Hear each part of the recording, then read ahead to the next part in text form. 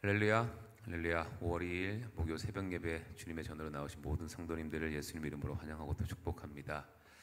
저희들이 항상 말씀과 기도로 그렇게 주님의 뜻과 마음을 알고 말씀하신 대로 반드시 이루시는 그 신실하신 하나님을 저희들이 기억하며 그렇게 주님 뜻에 순종하며 나아가는 저희들 모두가 되기를 소망합니다. 네, 우리 시간 완전하신 주님을 함께 찬양하며 나아갑시다.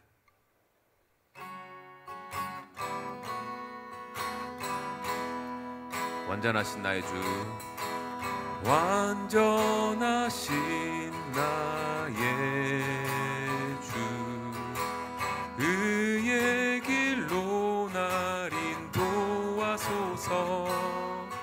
행하신 모든 일 주님의 영광 다 경배합니다. 완전하신 나의 주, 완전하신 나의 주, 의의 길로 날 인도하소서.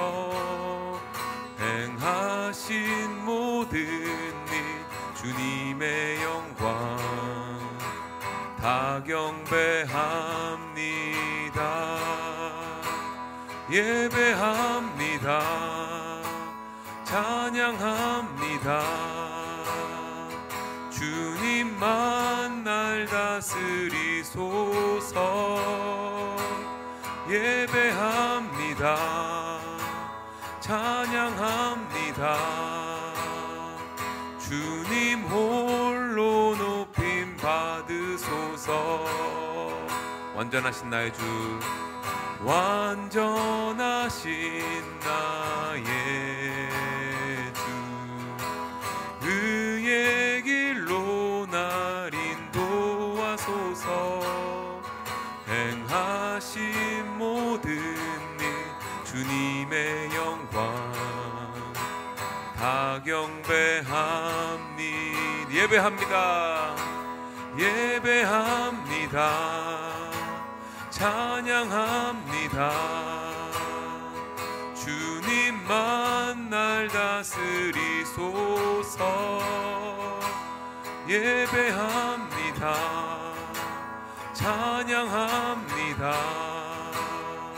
주님 홀로 높임 받으소. 예배합니다. 예배합니다. 찬양합니다. 주님만 날 다스리소서. 예배합니다. 찬양합니다.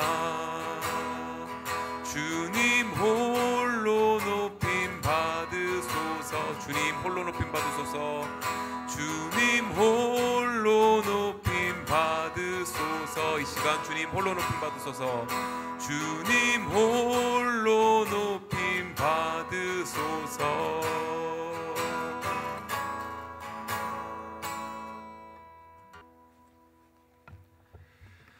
고맙고 자비로우신 아버지 하나님, 오늘도 믿음을 가지고 주님 전에 나와 제단의 뿔을 잡기를 원하는 주의 백성들에게 은혜를 베푸시고 자비를 베풀어 주옵소서. 저들의 간구하는 소리에 귀를 기울이시고 늘 하나님의 은혜 아래 놓여 하나님이 우리와 함께 하심을 경험하며 깊이 하나님과의 교제가 있어지는 귀한 시간 되게 하여 주옵소서.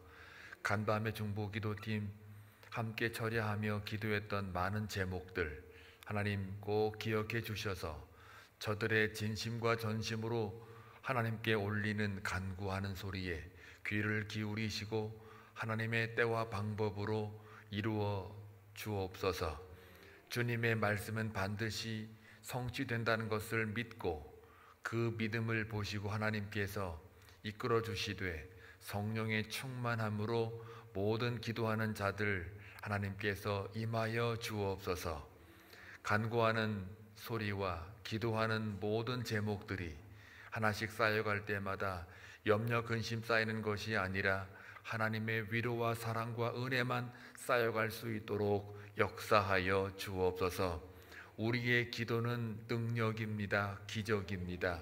하나님의 마음인 줄로 믿사오니 하나님이여 응답하여 주옵소서.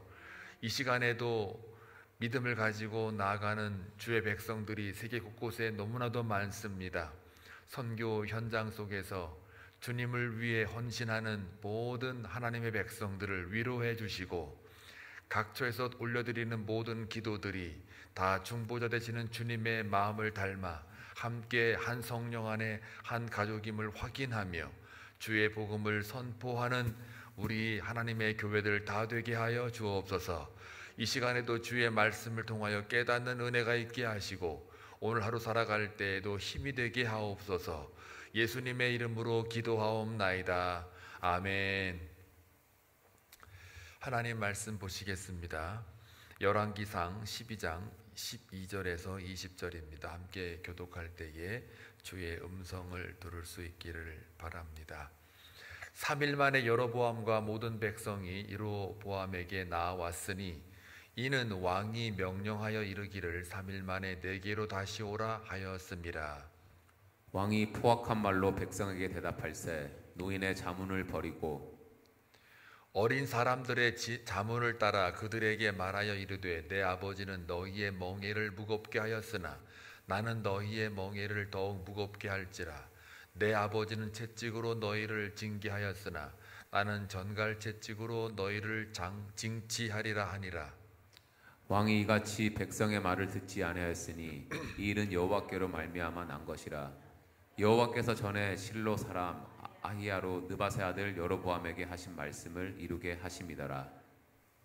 온 이스라엘이 자기들의 말을 왕이 듣지 아니함을 보고 왕에게 대답하여 이르되 우리가 다윗과 무슨 관계가 있느냐. 이새의 아들에게서 받을 유산이 없도다. 이스라엘아 너희의 장막으로 돌아가라. 다윗이여 이제 너는 내 집이나 돌아보라 하고 이스라엘이 그 장막으로 돌아가니라. 그러나 유다 성읍들에 사는 이스라엘 자손에게는 르호보암이 그들의 왕이 되었더라. 르호보암 왕이 역군의 감독 아도람을 보냈더니 온 이스라엘이 그를 돌로 쳐 죽인지라. 르호보암 왕이 급히 수레에 올라 예루살렘으로 도망하였더라. 이에 이스라엘이 다윗의 집을 배반하여 오늘까지 이르렀더라. 다 같이 온 이스라엘의 여로보암이 돌아왔다 함을 듣고 사람을 보내 그를 공회로 청하여 온 이스라엘의 왕으로 삼았으니 유다 지파 외에는 다윗의 집을 따르는 자가 없으니라. 아멘. 하나님의 말씀은 성취됩니다. 솔로몬의 범죄 이후에 계속해서 하나님의 말씀에 따라서 역사가 진행되고 있음을 우리가 확인할 수가 있겠습니다. 오늘도 똑같이 분열 왕국 시대로 도래하기 위한 전조가 되는데요. 이 모든 게 다 하나님의 말씀에 따라서 움직이고 있는 것을 볼 수가 있지요. 우리의 삶도 마찬가지입니다. 하나님의 예언된 계시된 하나님의 말씀에 따라 약속의 성취를 위해서 우리의 삶이 각자 생업이나 혹은 가정이나 사역이나 모든 다양한 삶 속에서 이루어지고 있습니다. 그래서 그리스도인의 삶이라는 것은 하나님의 꿈, 하나님의 비전을 이루기 위해서 쓰임받는 그러한 삶들이지 우리의 어떤 목적이나 의의를 세우기 위해서 살아가는 인생은 아닙니다. 이것은 믿음이 없이는 알아차릴 수도 없고 또 하나님을 알지 못하면 그렇게 살 수도 없습니다. 그래서 우리의 삶은 복음적일 수밖에 없다. 그렇게 말씀을 드리고 싶어요. 그래서 우리의 삶이 하나님의 말씀에 의지하여 살아갈 수밖에 없다라는 것을 다시 한번 오늘 본문을 통해서도 깨닫기를 원합니다. 솔로몬의 그 범죄, 그러니까 우상 숭배를 하고 또 배교, 불신앙에 대한 심판의 성취가 이제 그대로 오늘 말씀을 통해서 이어지고 있는데요. 12절에 보게 되면은 3일 만에 여로보암과 모든 백성이 르호보암에게 나왔으니 이는 왕이 명령하여 이르기를 3일 만에 내게로 다시 오라 하였습니다. 그러니까 여로보암이 애굽으로 이제 망명했다가 다시 돌아와 가지고 백성들과 여로보암이 대표로 르호보암에게 건의를 하였습니다. 더 이상 우리에게 노역과 그 다음에 그 압제 같은 거, 무거운 그런 멍에를 짓지 않았으면 좋겠다, 이렇게 간청을 드렸지만은 이제 3일 동안의 노인들, 그러니까 원로들과 상의한 끝에 그 말을 듣지 않는 르호보암이 자기 자신과 함께 자랐던 어린 사람들과 함께 논의한 결과 3일 동안 이제는 그냥 그대로 노인들의 말을 듣지 않고 더 무거운 걸로 내가 감당하겠다. 그래서 여기 14절에 보게 되면요, 중간에 보게 되면 너희의 멍에를 더욱 무겁게 할지라. 그리고 내 아버지는 채찍으로 너희를 징계했지만 나는 전갈 채찍으로 너희를 징치하겠다. 이렇게 더 포악스러운, 더 강한 압제를 하겠다. 그래서 13절에 보면요, 왕이 포악한 말로 이렇게 되어 있습니다. 그리고 노인의 자문을 버리고, 그러니까 거칠고 포악해진 왕의 모습을 그리고 있죠. 그리고 그 결과로 14절에 멍에를 더 무겁게 할 거고 채찍의 징계보다는 나는 전갈 채찍으로 너희를 징치하겠다, 이렇게 이야기를 합니다. 왜 이렇게 됐을까요? 가만히 묵상을 해보면 이 사람이 힘이 있고 능력이 있어 가지고 하는 게 아니고 결국은 하나님을 두려워하지 않기 때문입니다. 하나님의 뜻을 구하지 않기 때문에 그래요. 솔로몬의 범죄의 결과로서 르호보암이 이렇게까지 포악해지는 하나의 결과가 지금 나오고 있는데, 결국 이건 뭐예요? 포악해졌다, 거칠어졌다. 이거는 자기 마음대로 하는 거죠. 힘과 권력으로 이 나라를 다스리겠다, 내 아버지보다 더 가혹한 멍에를 너희들에게 지워주겠다 라고 하는, 또 어제 말씀드린 바와 같이 전갈채찍이 되는 거는 금속을 그 전갈에다가 끼워가지고 때리는 거니까 그건 고문할 때만 쓰는 채찍이지 이게 사람을 이렇게 인도하려고 하는 채찍은 아니거든요. 그러니까 백성들 까불면 내가 니들을 고문하겠다. 그래서 아프게 해서라도, 그러니까 고문을 통해서라도 내가 니들을 그렇게 힘과 또 내 의지로 다스리겠다, 그런 뜻이죠. 그러니까 이게 지금 솔로몬의 그 우상 숭배와 배교와 불신앙 이런 것들이 고스란히 아들에게도 넘어가는데, 또 지혜의 말씀 듣지도 않고 노인의 그런 자문도 다 버리게 되지요. 그러니까 이스라엘 나라는요, 확실히 힘과 능력으로 다스리는 나라가 아니에요. 하나님의 나라의 백성이라고 하면 모두 섬김과 부르심을 받은 백성들이기 때문에, 그래서 항상 그 순종과 제사와 예배와 섬김, 구제와 봉사와 사랑 나누기, 이런 것들로 이 하나님의 나라가 세워져 가는 거지, 세상의 어떤 방법과 그런 인간적인 인위적인 조작이나 그런 행동으로 나라가 다스려지는 게 아니다라는 것을 분명히 우리가 알 수 있죠. 교회는 어떻습니까? 교회는 반드시 섬김과 헌신으로 다스려지는 것이지 어떤 인간적인 힘과 능력으로 다스려지는 게 아니에요. 다 우리는 그리스도인이잖아요. 그리스도인이라는 게 뭐예요? 그리스도란 말은 구주, 구원, 그런 뜻이잖아요. 구속. 그러니까 죄인이었으니까 다 구원을 받은 죄인들, 구원받은 죄인들이에요. 그러니까 죄인은 이게 뗄 수가 없는데 그냥 의인이라 칭함을 받게 해준 거지, 그 속성은 여전히 죄인이거든요. 그런데 그 죄인들이 구원을 받았어요. 그러니까 다 죄인의 신분이기 때문에 거기서 누가 좀 낫냐, 누가 좀 모자라냐, 누가 좀 가졌냐, 못 가졌냐, 누가 높으냐, 낮으냐, 누가 더 스마트하냐, 어리석냐, 이런 거 따질 틈이 없는 게 교회예요. 왜요? 모두가 다 죄인이거든요. 가정도 마찬가지로 사실은 누가 잘했냐, 못했냐, 말 안 들었냐, 들었냐, 사실 가정도 제가 그랬잖아요. 언젠가 정의라는 혹은 공의라는 잣대가 가정이나 교회는 들어설 자리가 없다 그랬잖아요. 그렇게 따지면 뭐 돈 번 사람이 아빠인데 아빠가 돈 다 써야지 왜 아내가 다 쓰고 애들이 다 씁니까? 이건 불공평이죠. 그러니까 분배 법칙에 어긋나요.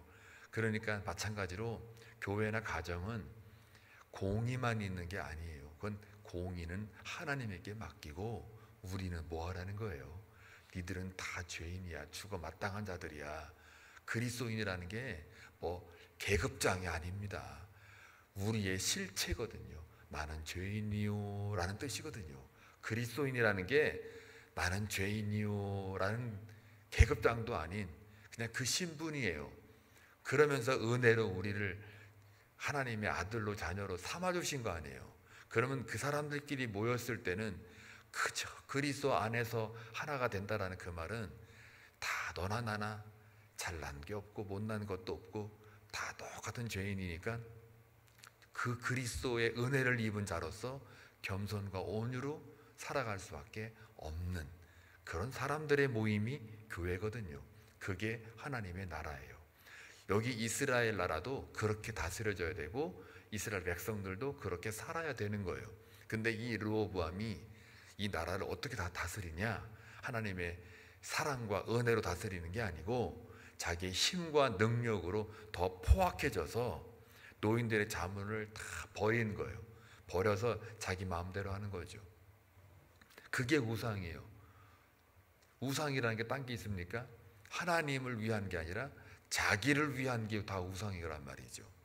내 이득을 위해서 사는 게 우상이지. 결국은 우상은 누구예요? 자기거든요.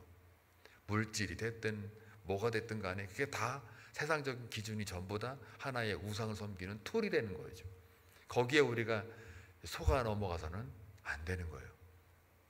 예수님이 그거 하지 말라고 인간 몸으로 오셔서 우리를 위해 돌아가셨는데, 그러니까는 예수님이 오신 목적이 뭐래요? 섬기러 왔다고 그러잖아요. 하나님의 나라는 섬김이 기준이에요. 많은 인류, 많은 사람들을 위해 대속물로 내가 주려 함이라. 그래서 십자가를 지는 게 진정한 섬김이거든요. 뭐 구제하고 봉사하고 조금 이렇게 뭐 사람들 앞에서 막 도와주고 이런 게 섬김이 아니라 십자가를 지는 거. 조금 더 설명하면 갈라디아서 2장 20절을 말씀 잘 알잖아요, 여러분들. 그리스도와 함께 십자가 위에서 못 박혀 죽을 때, 죽었을 때가 섬김의 완성이에요. 안 죽고 그냥 내려오시잖아요. 그럼 그건 섬김이 아니에요. 그냥 섬김 채만 한 거야. 그래놓고 섬겼다고 떠들고 막 사람들이 막 아이고 멋있네요, 잘했네요 이러면 또 막 으쌰 해가지고 자기 혼자 그냥 착각을 하고 있는 거예요. 그럴 때 사탄이 톡 틈타는 거예요. 유다가 뭐 괜히 모자라가지고 그 틈탄 줄 아세요? 사탄이 들어가는 이유가 다 있는 거예요. 자기 방식으로, 자기 입장에서, 자기 유익을 위해서, 자기가 우상이 됐을 때 사탄은 그거를 딱 큰 물어가지고 그냥 가만 안 두는 거예요. 여러분, 사탄이 포기한 자가 되면 안 됩니다. 하나님은 절대 포기하지 않으세요. 근데 사탄은 때로는 포기를 해요. 쟤는 내 편이야, 내 밥이야 이렇게. 쟤는 안 건드려도 다 내 밑으로 들어올 것 같아. 그러는 사람들은 사탄이 포기한 자예요. 하나님은 포기한 자가 아무도 없어요. 잃어버린 한 마리 찾기 위해서 나서는 예수님의 마음이 하나님의 마음이에요. 절대 하나님은 포기하지 않으세요. 끝까지 자신의 약속을 성취하기 위해서 우리를 징계하기도 하세요. 십자가에 매달기도 하세요. 그때 우리는 아프죠. 아플 때마다 주여 어디 계시나이까 그런 소리 하지 마요. 다 하나님이 우리 영혼 살리기 위해서 그렇게 십자가에 매다는 거예요. 십자가를 지고 가라는 거예요. 자기를 부인하라는 거예요. 내 십자가를 지고 나를 따르라는 거예요. 그거 뭐 왜요? 예수님 뭐 대장 만든다고요? 예수님 멋지게 만든다고요? 아니 낙이 타고 오는 분이 뭐 얼마나 멋져요, 멋져봤자. 그런데 너를 부인하고 너의 십자가를 지라는 얘기는 너 살리자고 하는 거예요. 하나님 방법으로. 하나님이 우리 살리기 위해서 너 부인해야 돼. 그리고 너 십자가 져야 돼.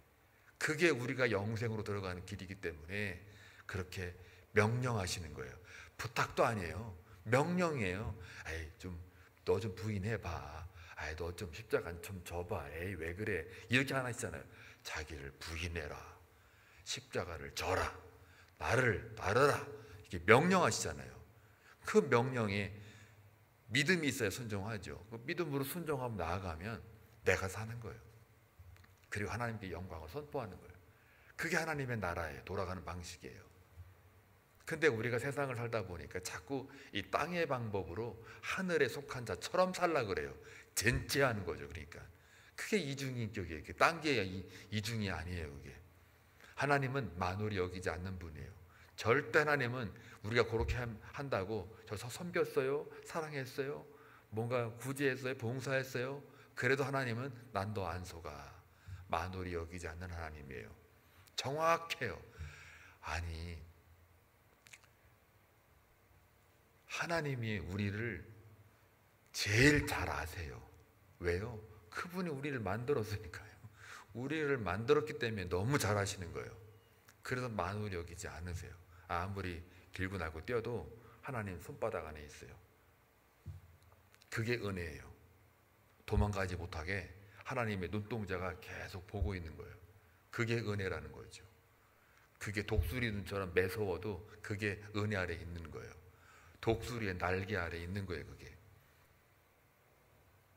그래서 여기 르호보암처럼 이렇게 잘못 가면 안 되는 거예요.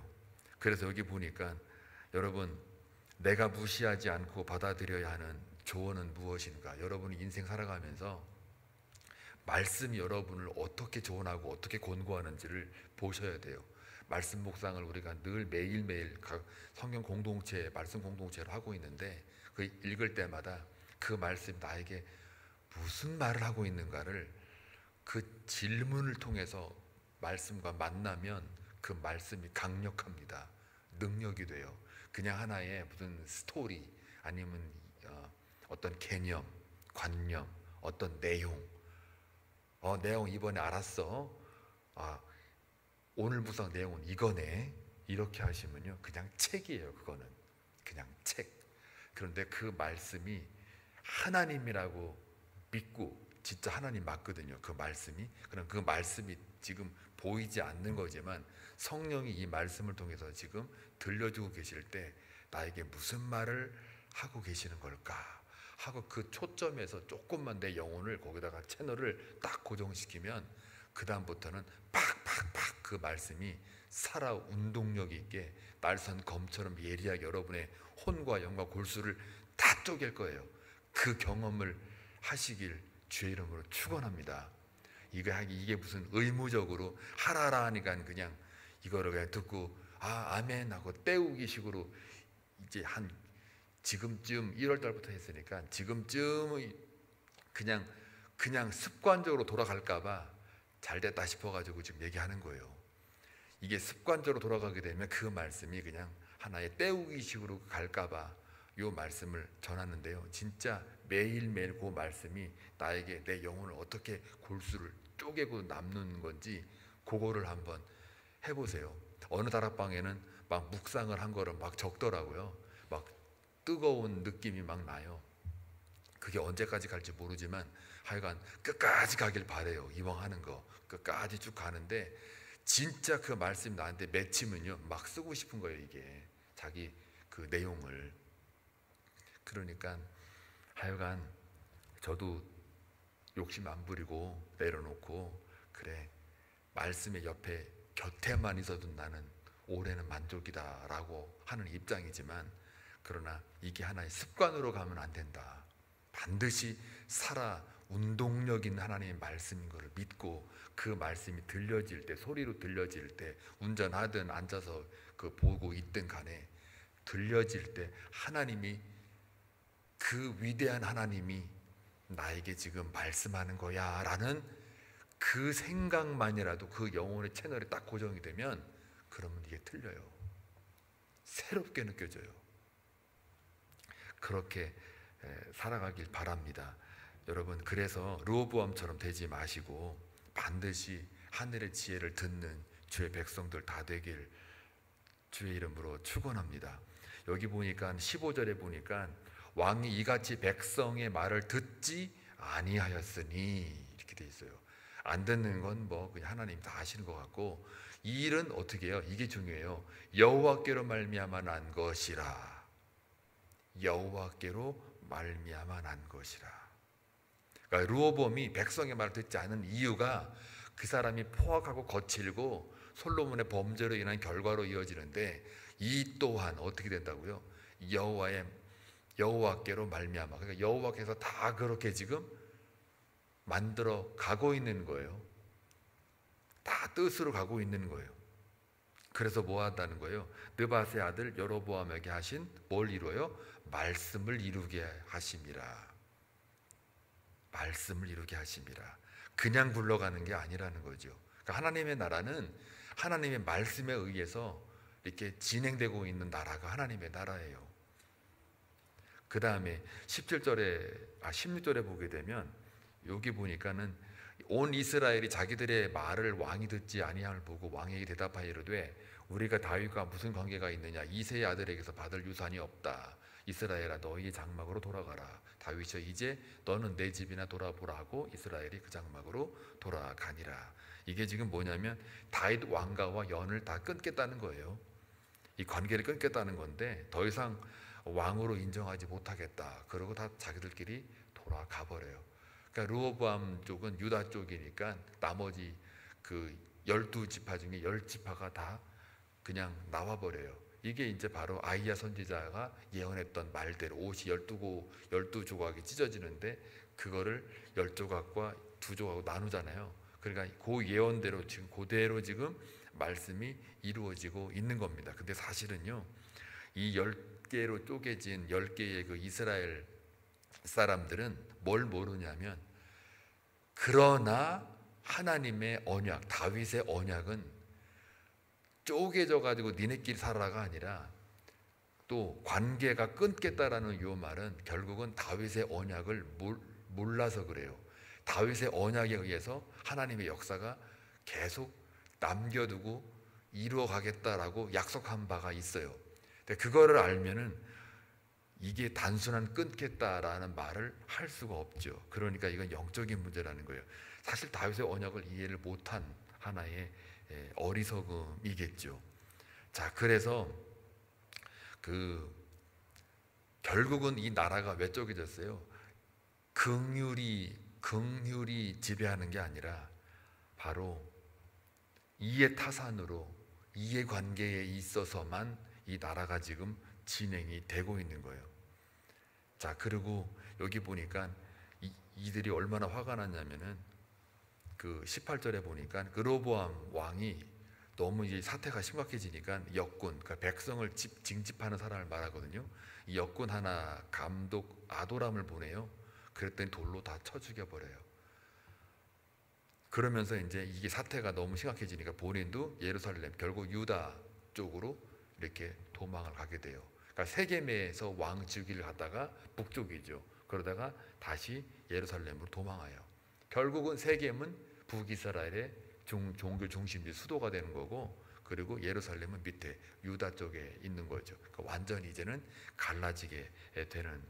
그래서 통일 왕국 시대가 끝나고 이제 분열 왕국 시대로 이제 바뀌는 그런 장면이 오늘 본문이 되어집니다. 결국 이것도 어떻게 돼요?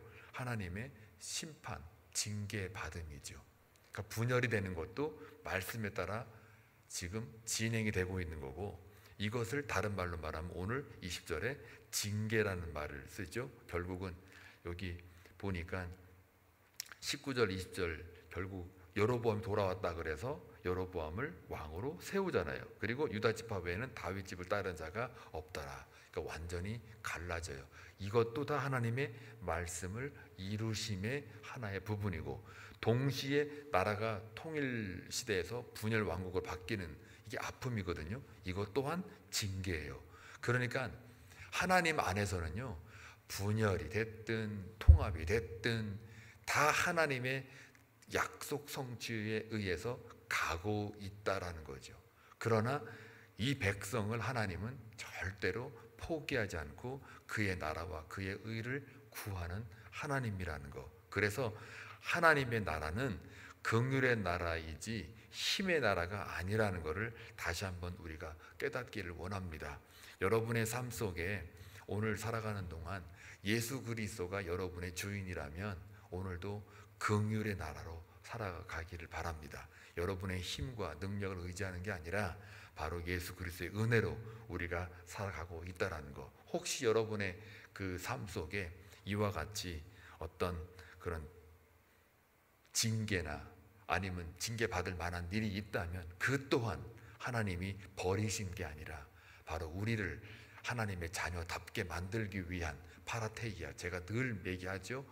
파라테이아, 아들답게 만들기 위해서 십자가에 달려 죽게 만드는 그 아버지의 그 마음이 우리에게도 늘 향하고 있다라는 거. 그래서 여러분이 힘들고 어려울 때 조금 더 흔들리지 않을 이유는 그게 징벌이 아닌 징계라는 것. 우리를 하나님의 사람으로 만들기 위한, 다듬어가기 위한 하나님의 그 은혜가 늘 있다라는 거 잊지 마시고 살다 보면 하나님의 나라가 우리를 통해서 성취되는 것을 보게 될 겁니다. 그 하루를 살아내시길 주의 이름으로 축원합니다. 기도합니다. 좋으신 아버지 하나님 감사합니다. 하나님의 은혜로 삽니다. 로보암이 노인들의 자문을 버리고 이제 더 이상 하나님의 말씀대로 따르지 않는 것을 볼 때에 그 나라가 땅의 나라임에는 틀림이 없습니다. 그러나 우리는 하나님의 나라에 사는 자들입니다. 하나님, 우리가 더욱더 말씀에 의지하여 하나님의 나라 안에서 은혜를 입어 사는 저희 모든 인생임을 다시 한번 고백하고 오늘도 기도로 나온 죄 백성들에게 그냥 돌려보내지 마시고 긍휼의 나라에 또 하나님의 속한 자로서 기도 외에는 다른 이유가 없음을 고백하며 살아가는 그러한 주의 백성들 다 되게 하여 주옵소서. 예수님의 이름으로 기도하옵나이다. 아멘.